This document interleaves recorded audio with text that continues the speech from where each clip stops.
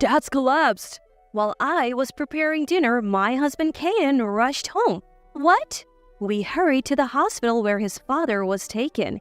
He had suffered a subarachnoid hemorrhage. By the time he was brought in, it was too late. His father passed away. My name is Alicia. Caden and I were college friends. We reconnected at a reunion and started dating. We have been married for 2 years now, both of us 32. Caden's father owned a company. Caden had always been learning the ropes under him, but with his sudden passing, Caden was set to take over as CEO. I thought there might be some resistance to such a young CEO, but seeing Caden's dedication, he was surprisingly accepted smoothly. He even got along with the senior executives, or so I thought at the time. A year after Caden took over the company, he came home, ate his dinner in silence, and started drinking. Caden wasn't much of a drinker. Hey, are you sure you should be drinking that much? Mind your own business. But you have work tomorrow, right? Just leave me alone. I don't care about the job anymore. The company's going under anyway. Caden blurted out, visibly upset. What do you mean going under? Things aren't going well? Yeah, they say the company's falling because I took over. With that, Caden slammed his drink on the table. They keep saying I should know better as a CEO, that I should take responsibility. The board always criticizes me. I don't think I can handle it anymore. Caden's face shifted from anger to the brink of tears. Sure, Caden might have his shortcomings. It's natural for a CEO to take responsibility. But from what he's told me, it seems the board is putting too much on him. His father always treated me like his own daughter and helped us a lot. The thought of Caden ruining the company his father started was unbearable. Is there anything I can do to help? Caden looked up, a hint of annoyance in his eyes. Well, you have experience in accounting and a secretary certification. You could be of help, but I don't know if it's cool to ask my wife for help. Is this really the time to worry about that? I was getting frustrated with Caden's indecisiveness and snapped at him. Your father trained you to take over, right? And you're okay with ruining it in just a year? That seemed to light a fire in Caden. We vowed to work together to turn the company around. I decided to quit my job and support Caden as his secretary. Once I started working there, I noticed a significant gap between the older, long-standing employees and the younger ones. Despite the world moving towards digitalization, the older employees were stuck in their ways, leading to inefficiencies and extra costs. When I tried to implement changes, they resisted fiercely, but I stood my ground. But I said, if you can't adapt, you're welcome to resign. I was met with glares, but saving the company was the priority. The reforms Caden and I initiated started to show positive results. The older employees, though initially resistant, began to adapt, learning from the younger ones. As the company's atmosphere improved, so did interpersonal relationships, which positively impacted other areas of the business. We even managed to secure new clients, and the company began to stabilize. A year later, the company made a remarkable turnaround, achieved rapid growth. We have been through a lot last year and couldn't celebrate. How about we go out for dinner for our anniversary this year? Sure, next month is our wedding anniversary. Lately, we haven't had any private time together, but I have been longing for some. But Caden's response was cold. Am I the only one excited? He is busy now, but I'm sure he's thinking about it too. That's what I thought as our anniversary approached. After work, Caden called me over. Maybe he's going to tell me about plans for later. I was foolish to even hope for a moment. Caden, who called me, said something I never expected. You're no longer needed. Let's get a divorce. I couldn't believe my ears. What? Didn't you hear? I want a divorce. Why? Caden laughed at me mockingly. Because my company is fine without you now. You're obsolete. What? You always taking the lead, making it seem like you're in control. I was blinded by anger. So you can quit, finish the handover by the end of the month, stamp this, and you can leave the house too. He then produced a pre-filled divorce application. Is he serious? At that moment, I still felt sad.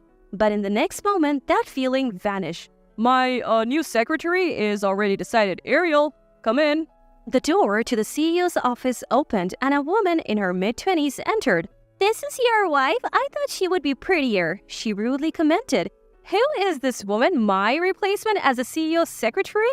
Right, Ariel is way better, so I'm not motivated with you. With Ariel as my secretary, I think I can do better. For some reason, the two started getting close. Oh, I see what's going on. I reached my breaking point. Is she a competent secretary? Yeah, and as you can see, she's beautiful. If I take her around, our clients will be more lenient. Plus, what's important is my motivation as a CEO. Just her looks? I couldn't help but speak my mind. Kaden was furious. That's not the only reason. She's also excellent as a secretary. Oh, okay. Then let's switch secretaries. I'll quit today, I said, snatching the divorce application and leaving the CEO's office.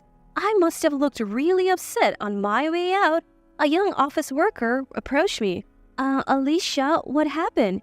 She asked timidly. I thought it would be rude to leave without telling anyone, so I told the young workers who were still there about what happened. What's gotten into the CEO? This company was saved thanks to you, Alicia. The employees sympathized with me, but I didn't care about Kaden anymore. Then, one employee hesitated and spoke up. Could the woman I saw with the CEO the other day be... Several people reported seeing Kaden with that woman. Apparently, she had been around for a few months. She wasn't a secretary, but a club girl from a place Kaden frequented for business entertainment. So their relationship had evolved into that? The sightings always happened on days I left work early. He would say he had work left or a business dinner. I offered to help or join if it was with clients, but he always refused. Now I understood why. Some employees had considered telling me but didn't want to hurt me with mere suspicions. They decided to wait for concrete evidence. Although they tried to persuade me to stay, I couldn't. After all, Kaden was still the CEO. I said my goodbyes. Most of the executives had gone home, but a few remained in a conference room. I knocked on the door. When they opened, they looked flustered. I noticed some documents but ignored them. I've decided to leave the company. Please take care of things from now on. They simply thanked me for my hard work, so I left. The next day, I quickly found a new place and moved out while Kaden was away. I filed the divorce papers and took a deep breath. What had my life become? I visited my father-in-law's grave thinking it was the end. That's when I finally cried. But I believed I had managed to save his company. It wouldn't go bankrupt unless something drastic happened. A month after divorcing Kaden, some younger employees contacted me. The new secretary was always by Kaden's side but barely worked. She was disrespectful to other employees and had no redeeming qualities besides her looks. They begged me to return, but I declined. Then, an idea struck me. With the skills I had gained over the past year, I could start my own business. I began studying and fundraising for my startup. 3 months later, I launched a new company with one of the workers from Kaden's firm. Other employees soon joined us. Although we weren't stable yet, most were willing to take the risk. We owe our jobs to you, Alicia. We want to help. I'm here because I want to follow you, not the company. So I decided to work hard with everyone. Around that time, Kaden contacted me. You're poaching my employees. Really? Your company's in trouble again? I laughed at the once condescending Kaden. That's because you're poaching my employees. You are the one who's been using my credit card even after our divorce. You'll pay for that. What? That's my card. Busy now. Don't contact me again. I hung up and called my lawyer. Soon Kaden was served with a lawsuit for compensation due to the divorce. A week later, he visited my office. You are the CEO now? You owe it all to me. What? What do you want now? I'm busy, so make it quick, I said, clearly annoyed. Kaden then pulled out some documents for a lawyer. What's this all about? It's a compensation claim for your affair during our divorce proceedings, plus the credit card bills you racked up after our divorce. It's only fair. You easily agreed to the divorce and now you're suddenly claiming compensation? Didn't you know? Compensation claims from divorce proceedings are valid for 3 years after the divorce. You brought the divorce papers and even brought along your affair partner, Ariel. I thought you would expect a claim. Kaden's face turned pale, seemingly unaware of this. Everyone at the office gave me evidence of your affair. On days I left early, you always seemed restless, unlike me who never suspected a thing. They noticed. They followed you and took photos. The dates on those photos are from before our divorce. Kaden looked even paler, but I didn't hold back. And the credit card? You used my family card on dates with her at restaurants, bars, and more. How could you use a traceable card for your affairs? I sighed in disbelief. Suddenly, Caden's demeanor changed. I'm sorry, I truly am. Now you apologize? Actually, my company is on the brink of bankruptcy. Our clients are leaving, and I can't afford the compensation. I need your help. I couldn't help but laugh. How many times will you run your company into the ground? If you're in such a pinch, why not ask your competent secretary for help? But Ariel, she doesn't even have a secretary certification and can't do the job. My laughter grew louder. You said her beauty would charm clients, right? But when I took her to the clients, she was so rude that we lost more and more of them. Now, only a couple of companies whose older CEOs like Ariel remain. Huh, figures. Those companies that left you, they're now our clients. What? I didn't steal them. It's natural for companies to seek better partnerships. No way. By the way, are your company's executives still around? Well, only the younger ones moved here. The older ones are still executives. You should investigate them for embezzlement. Embezzlement? Yes. I noticed some suspicious financial activities. I wanted to discuss it, but you dismissed me. Maybe now you can save your company? They probably made you CEO because they thought they could easily embezzle. Caden was speechless, but I wasn't just being kind. So you'll probably save your company. Make sure to pay the full compensation from our divorce in one go. Considering the division of assets, you can't afford it. Don't come here anymore.